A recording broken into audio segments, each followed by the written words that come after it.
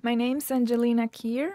I'm 38 years old, and today is September 12, 2015. And we're in Sacramento, California, and I'm here with my husband.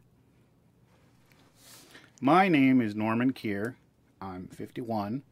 It's September 12th, 2015, and we're in Sacramento, California, and I'm here with my wife, Angie. All right, so Angie, I'm going to ask you a couple of questions, then we'll go from there. Tell me about your ethnic background. Where are you from? Where's your family from? I was born and raised in Mazatlan, Sinaloa, which is a beautiful, beautiful town in the Pacific Ocean. And my mother is from Mazatlan as well, and my grandparents on my mother's side. My father is from Mexico City, and he moved to Mazatlan when he was 12. So he considers himself Mazatleco, although he's not. But my grandfather, on my mother's side, is from Acapulco, Guerrero, and everyone else is from Sinaloa, from a little town near Mazatlan called San Marcos. What about you?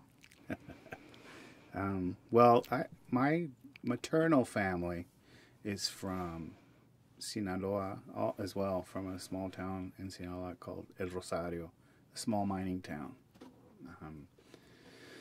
So I do have family in Mazatlan as well, but most of them have moved north from Sinaloa. My uncles are in San Diego. Most of my family's in San Diego. A lot of them are in Tijuana. But so you and I share some of that coming from Sinaloa. El Rosario being an hour outside of Mazatlan. And I found it curious that my mother and my grandmother always told me I should go to Mazatlan to find a wife. I kept ignoring them. You have to go down and find a good girl. You have to go to Mazatlan and find a good girl. And yeah. And my cousins were doing that. So, but you came to me. I did. Yeah, good thing. Good thing we met in Tijuana, Yeah, of all places. Let's see. I'll ask you some more questions. Tell me a little bit about Mazatlan. What's Mazatlan like? Well, Mazatlan is very, very beautiful town, and the people are very loud and cheerful, and they love music, loud music, and there's a carnaval party, which I find a great spectacle to watch, because it is related to religion and tradition and holidays and parties and all these positive things about Mexico, all this folklore that we have. It's happy and is full of color and sound and music, and I really like that time of year. And that's how I remember when I think of my hometown. I think of Carnaval, fiestas carnales. They let go of their body sins, the excess of dancing and eating and partying and singing and making love. And so they get it all out. They get it all out just in time for 4 days, just in time to go to church on the last day of the Carnaval to get the cross of the ashes cross to erase all those sins. So Right. I find it very funny that they have this every year, this catharsis of letting everything go, because then it starts the Quaresma. Right. And it's the traditions, it's what I remember the most, and how people look over everyone, say, hoy no se come carne, comadre. You're not supposed to eat meat today. And things, like that it's interesting. I felt always as a spectator watching like this production, like this big movie in front of me happening, because I was never part of it, really. You never felt like you were really part of it? I didn't. I felt like an outsider. Mexico is something else because, us not being religious people, but we love the traditions, like what you said. Today we don't eat meat, and all those Catholic traditions, they come for me. They've come full circle. Right. I used to observe them, and then for a while I hated them, and I thought they were silly. And now they come full circle. Or now I'm an atheist, and I have Catholic crosses in my house. I have religious art all over the place. Right, because you value not what religiously, right, the meaning religiously, but you value the memento of your ancestors, of your family, of your grandparents, of all those parties, all those times that you were with your parents. You had the pastorelas, and you had the Virgin and the celebration food. And the food. Yeah, when I think about La Virgen, the Virgin Day, December 12th, nobody goes to school. It's not an official. It's not an official holiday. But it's a Catholic thing. But it's a Catholic, so and nobody goes to school. Better than an official holiday. And my mom will get up at 4 a.m. and she will be making buñuelos. So we will wake up and then have buñuelos, and then hot chocolate. Join the la procesión. The procession. So they will pass through our house, because we live in downtown, really close to the cathedral. So we'll join them just in time after our buñuelos and milk. We'll have coffee and milk, hot milk and coffee. Café con leche. Café con leche and buñuelos. And then we'll join them, and then we'll go and sing Las Mañanitas to La Virgen de Guadalupe. And it's all those religious festivities remind me of those moments. And my dad will be already there because he's a photographer, so he'll be taking pictures of all the kids dressed in, Marías y Diego y en el burrito. They really do that. They do that. My dad went so far to rent a real burro. Did he make any money? Oh, he made a pretty decent money doing that, because everybody wants to have a memento with La Virgen. I didn't know that. Yeah, they will create, this scene of La Virgen and Diego in front of her. I thought they only did that in Tijuana. No. They do that in all the churches. It's a national holiday, which is not a holiday. No, I mean the burro and taking the picture on a burro. Oh, yeah, no. Hey, tell me about La Rosca. How do they make the baby and the bread? Oh, well, La Rosca de Reyes is on January 6th, and in my family, my mom has this tradition with her comadres, my godmother, and my aunts will get together at my mom's house, and they will bring a rosca, and my mom will make the chocolate. What's a rosca? A rosca is sweet bread that it's made and decorated with caramelized figs and a citron. I don't really know how. Is it like a big cake or a round cake? It's like a big donut, but an oval shape. Right. And then you will cut it, and you will. If you find a little baby Jesus, then you'll be the godmother of baby Jesus. So they baked it into the cake? Yeah, they did. Isn't that a choking hazard? It absolutely is.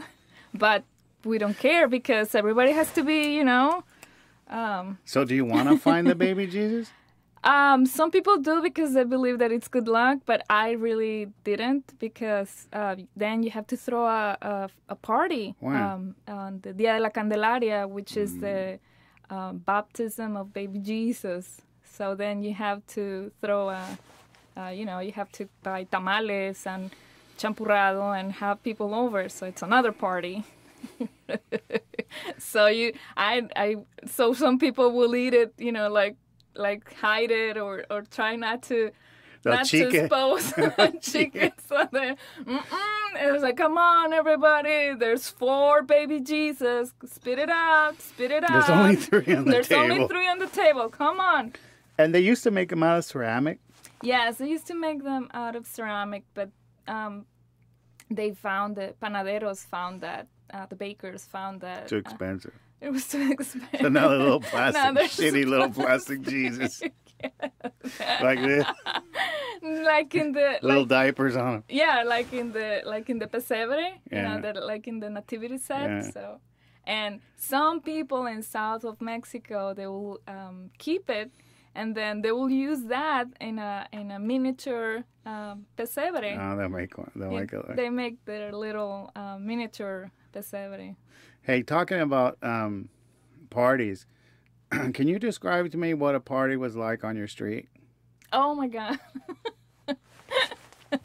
Parties is in Sinaloa are, well, especially in But Mazatlan. on your street. Oh my street. Okay, so every year we'll have Christmas party and New Year's party that they will close the the street. So if you have this street like in here, they will put two cars park and And do they get a permit for this? sometimes, but it's a tradition, so traditions are observed. And you have a mob of people in there that will fight over if a cop Right. will drive by. Anyway, so they close it. They just park, instead of vertical, they park them horizontally, so nobody could cross. And then they take all their tables, their big tables, like the dining tables outside. They drag their kitchen table outside. Right, outside, and chairs, and then they'll put, it's like what you call here a potluck. Uh-huh. So they put all the food out, and you will go and greet all your neighbors. And, up to there is fine, which is until 8 p.m. Are they drinking? Oh, yeah.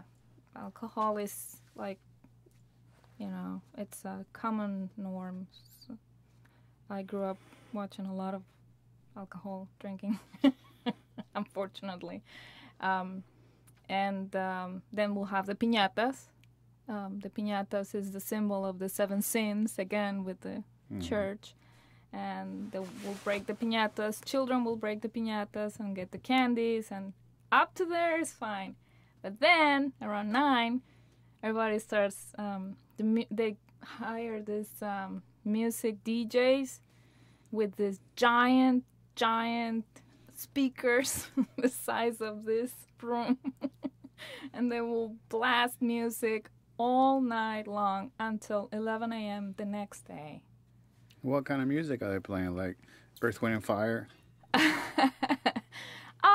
Well, maybe. Yeah. But typically they're playing taka-taka. Yeah, regional music. Corridas. Banda. No, not No. really. It's over there is banda, tambora. Boom, boom, boom, boom, boom, boom. Yeah, it's a big tambron. How do you call that? A tuba. A tuba. And trombones.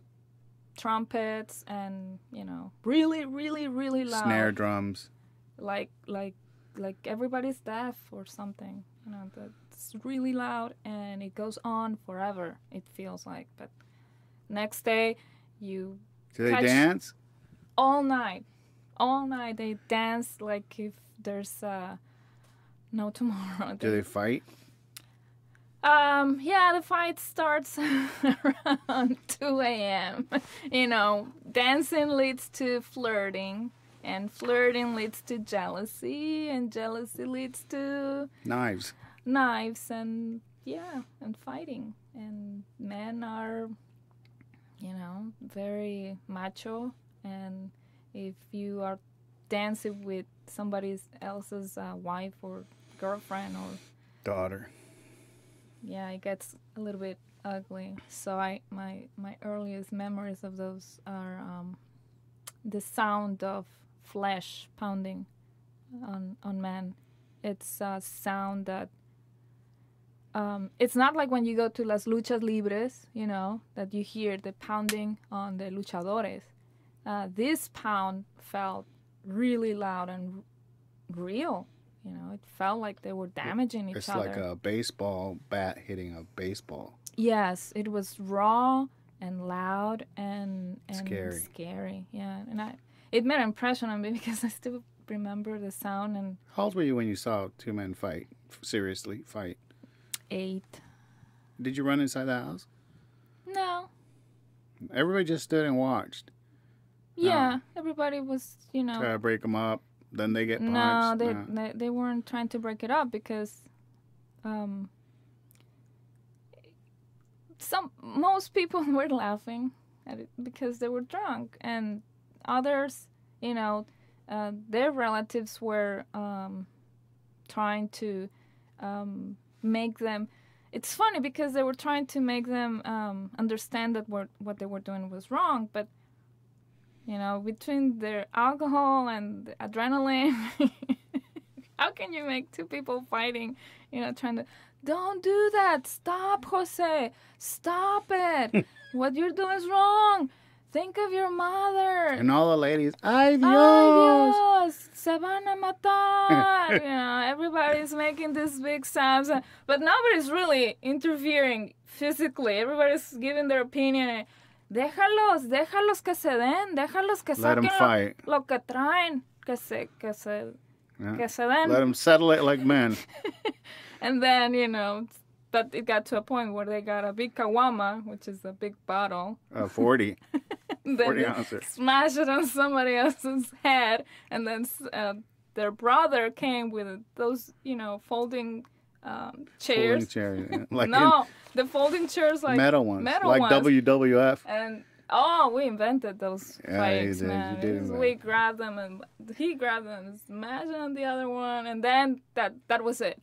They called Red Cross. That was it. And next day they were, sitting next to each other having more beer and botana, and What do they eat for hangovers? Oh, well, some people believe in mariscos, they have seafood soup. Others believe in birria, which is a stew, right? And really spicy. My father liked chilaquiles. He's making that stuff up. He just wanted your mom to make it for him. Yeah. It was their way to forgive and be forgiven. My dad will be like, I'm hungover, and then she'll be, here are your chilaquiles. But they speak to each other through food. Yes, that's one thing that I have memories of. People in Mexico very rarely say I love you or that they care. It's your aunts, your grandmother, your mother especially show love with food, making your special dish or the way that I do it. Yeah, absolutely. That's one of the reasons I married you. Hey, Mazatlan has been a theme of this conversation. Tell me one more thing about El Buto or El Bulto. El Buto. El Buto. Oh, yeah. Do you think he's still alive? He has a Facebook page. Really? Oh, yeah. It's on their public figures. If you Google Facebook El Buto, B-U-T-O, then you find him. Tell me about the first time do you remember the first time you saw him? My earliest memories were when we were always, walking towards the market because it was the market, the cathedral, and then the bank. And describe him to me. Well, it's walking distance from my house, so... No, describe to me El Bulto. Well, when you walk towards the downtown, he will hang out between those that square, Uh-huh. the market, and you will see just like a shadow of a man, hunched down. He couldn't stand straight, so he will walk in force. When I first remember him, and eventually it got to a point where he was. They made locals made him like a, four-wheel kind of Platform. platform for him to roll around. So he Because- sat on it and pushed with his hands. Yes, and it was made by. It was made with those crates where For moving furniture. for moving vegetables, Oh yeah, las habas. right. I think they used some scraps. Scrap wood. Yeah, and they made this, and I remember that the policeman will come and pick him up, and I will ask my mom, what are they doing with him? And she will say, oh, they're just going to give him a bath.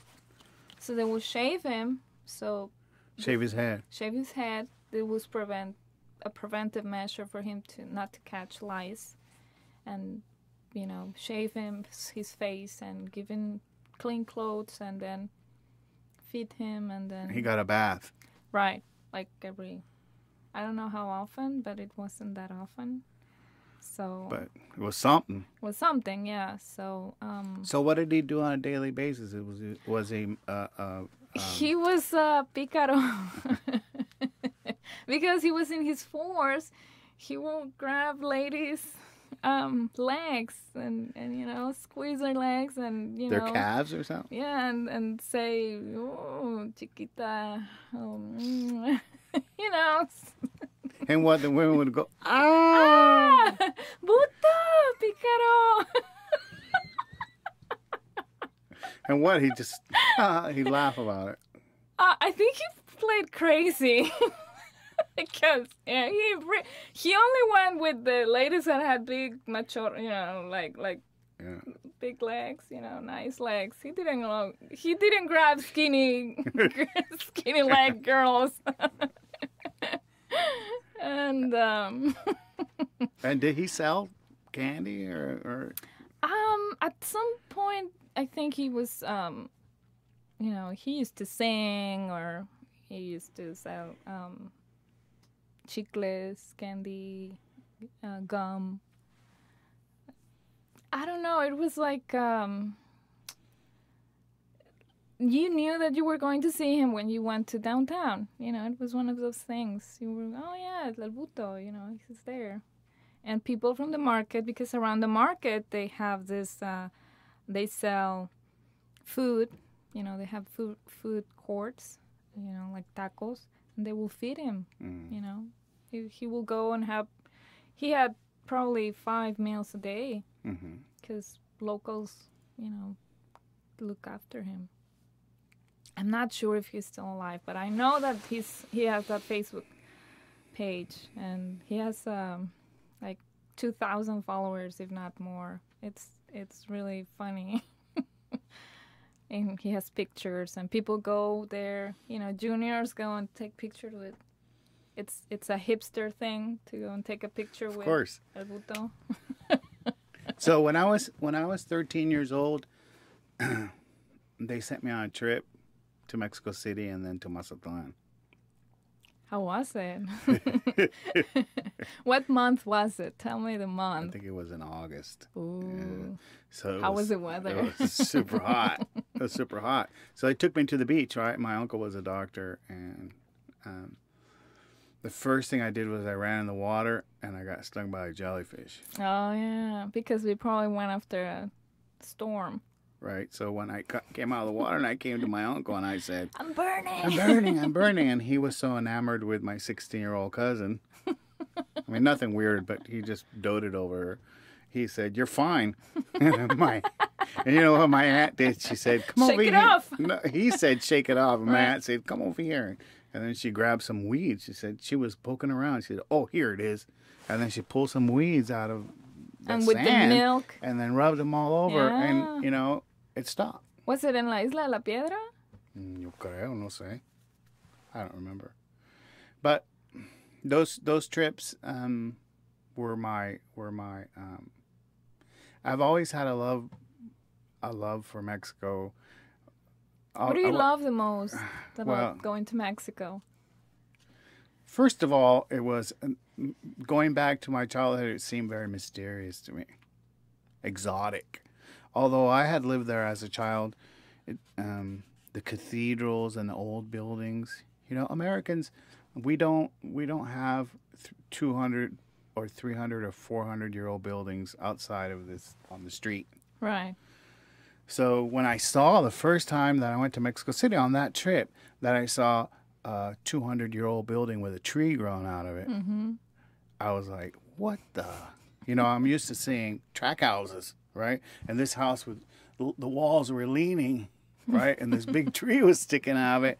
And in my mind, I thought, you know, Hernan Cortés had lived there for sure. You know, that many generations of Spaniards and Mexicans had lived there. And it's probably true.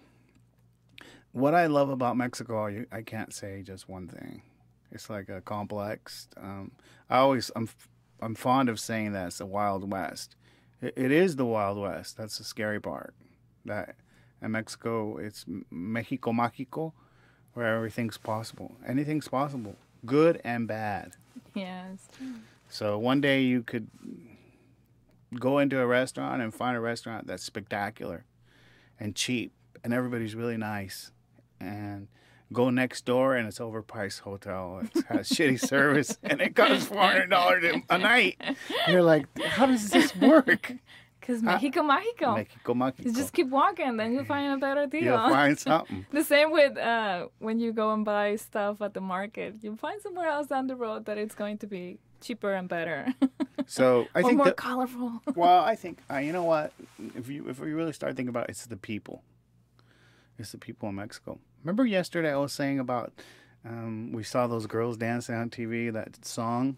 Oh yeah. Internet Love or whatever. Right. And their faces, how they're Indian Native Americans, and how in the markets in Mexico, the faces that Mother Nature has created, they're so different. How could they be so different in such a small area? You know, it's only a small area. Yeah. But when you go in those markets, and everybody should go to a Mexican market. It's a trip. Oh my God. That's a trip within a trip. That's worth just going down there to see how that works. And again, how does that work? They have all these piles of fruit, right? Right. And you think, how come it doesn't go bad? Because over here at Rayleigh's or a grocery store, they're struggling with keeping the apples not from going bad, right? And they only have 100 apples. Right. And in Mexico, they have these huge piles of they got huge piles of rice. Hey, did you know that they put them every day? Yeah, they take them down and they put them back up. It's like, oh my God, you will think that they will leave them, but no. So you're walking, and if people that haven't been there would be surprised. You're walking, first thing you see is like a pig's head. Yeah. Hanging. Yeah. Right? And you realize you're walking on blood. Or you see have a cow. Literally next to you saying, coming through. Watch out. Aguas. And then you have to move because they're not going to say, oh, excuse me. They will knock you down. No, they will run you over and you'll be bloody, stain all over you and smelling like dead cow. And then when you complain to the policeman, he says, Didn't you see him coming? He's only the biggest thing in the market. It's true. And you know, when you're local, what entrances to avoid. That's the entrance. That's the entrance of the raw meat. So you don't go through there. I don't go through there. So a lot of people don't know. And the candy. And the cheese. Cheese is phenomenal. Oh my God! You can smell el suero. Absolutely. And then you go through the fish aisle, and then the smell of seafood just intoxicating. You just go and you're like, oh. And then right across the corner you go in pan dulce, and then you have a bolillo with fresh cheese, and then you can have a snack, and then you can continue buying. The health department would have like. Oh my God! Are you kidding me? If you send health department from Los Angeles down there, they would die. They would melt. No, they will. shut it down. No, they will say nobody entered Don't here. nobody move. Hey, you know when you're in the market, you come around a corner, and there's a man holding like a big links of sausage just standing there Oh, yeah, chorizo. saying chorizo Bara, bara, bara. with a hat. He's got these big links hanging down, and then they thrust, like brains on a plate. Oh, yeah. Raw. They ask you, Marchantita, no quiere comprar, Yeah. cerebro, brains, and Sesos. sesos. That's right. Delicious. Yeah, well, you like those. Oh my God, yeah, so good. That's one of the things, obviously, I like about Mexico.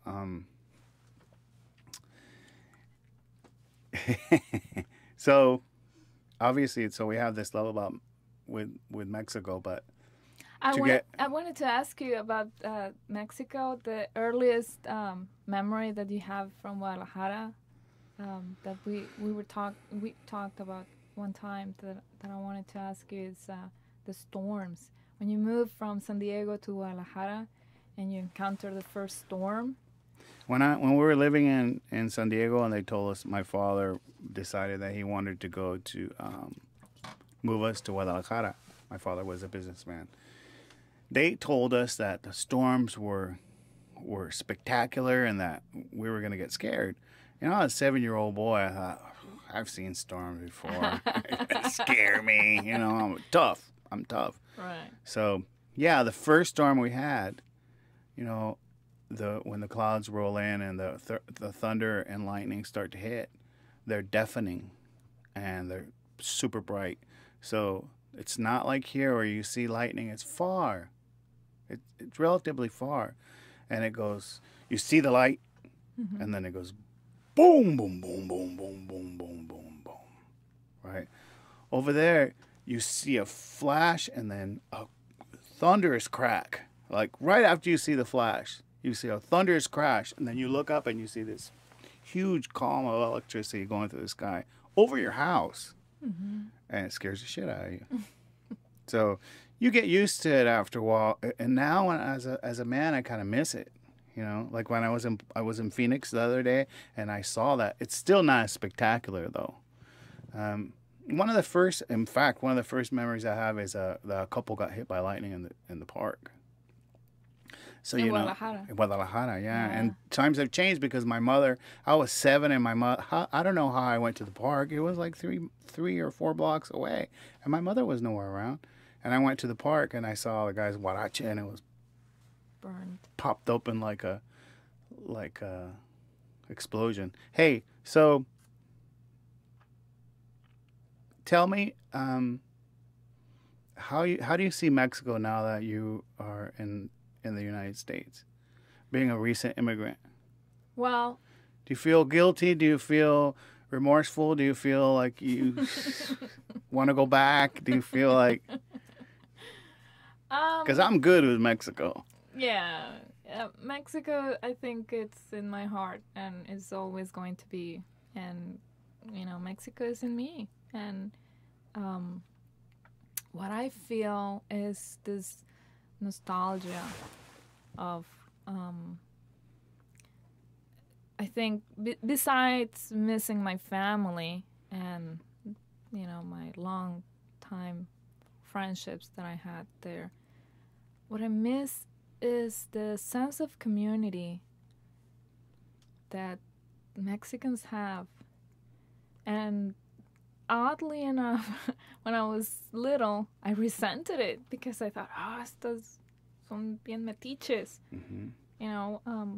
I thought the neighbors and the community was, looking into my private life as if it was theirs, and I wanted to keep it private. But now it's something that I miss because there's no sense of I don't think here in the United States they have that sense of community. That they care. Yeah, that your neighbors, your I don't know, your friends at school maybe or at work, they're not that close to you. They're close physically, but they're not close emotionally, and it's it's hard for me to assimilate that change. Not nothing crazy, but it's odd that I was when I was little I wanted my life to be private. Now that it's super private and nobody cares, it's like, well, maybe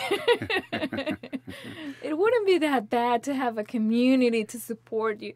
I think it's because when you're in community, you do things with the support, moral support. I think you lack moral support when you don't have a community. You lack that moral support or that positive feedback, even if they're just como dicen en México, te dan a tole con el dedo. Yeah. But you kind of want that.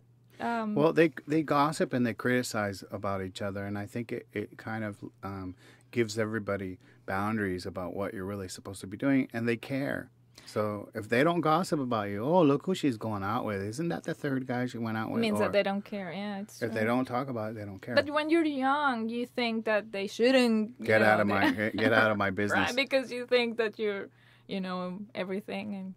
But now it's that sense of, I think community regulates socially the way that we behave and the way that we do. But at the same time, they give you that sense of, feeling part of something good, of something that it's meaningful, and they get together and they organize things, and that you could do them by yourself, but if you want to have a posada, you need all your comadres to come and do the whole thing. If you want to organize a Christmas party the way that it should be, pedir posada and all that, you need an army of women, of Mexican women.